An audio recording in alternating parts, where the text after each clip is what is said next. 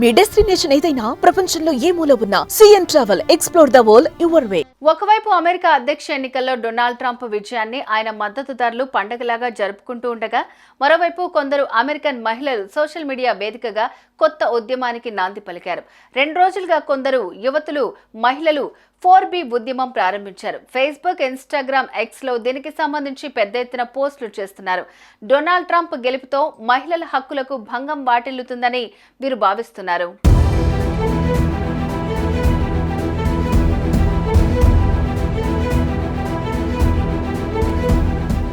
Abortion హక్కులు, లింగ సమానత్వం, అమెరికా ప్రజాస్వామ్య భవిష్యత్తు పట్ల సోషల్ మీడియా వేదికగా ఆందోళన వ్యక్తం చేస్తున్నారు. ట్రంప్ను గెలిపించి తమ హక్కులను ప్రమాదంలో పడేసిన మగవారిని శిక్షించాలని నిర్ణయించారు. ఈ ఆలోచనలో భాగంగా పుట్టుకొచ్చిందే ఈ 4B ఉద్యమం. 4B అంటే no babies, no boy friends, no branches, no binding. ట్రంప్కు ఓటేసిన వారితో పిల్లలను కనబోమని, వారితో డేటింగ్ చేయబోమని, ఎలాంటి బంధాలను కొనసాగించబోమని, శారీరకంగా కలవబోమనేది ఈ నినాదం వెనుక ఉన్న అర్థం.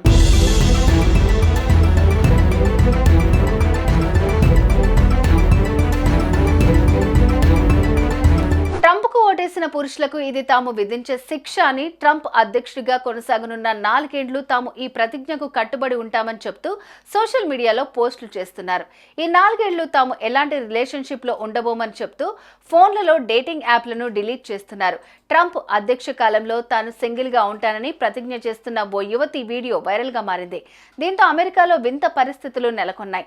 మరి ట్రంప్ గెలుపును ఇంత అవమానిస్తున్న వారిపై ఎలాంటి చర్యలు ఉంటాయోనని నెటిజన్లు సైతం ఆసక్తి కనబరుస్తున్నారు. ఎవరు ఎలాంటి నినాదాలు చేసినా, ఉద్యమాలు, నిరసనలు చేసినా ట్రంప్ అనుకున్నది చేసి తీరుతారని మరికొంతమంది తమ అభిప్రాయాలను వ్యక్తం చేస్తున్నారు. అమెరికాలో నడుస్తున్న ఈ 4B ఉద్యమం ఎటు దారి తీస్తుందో చూడాల్సి ఉంది.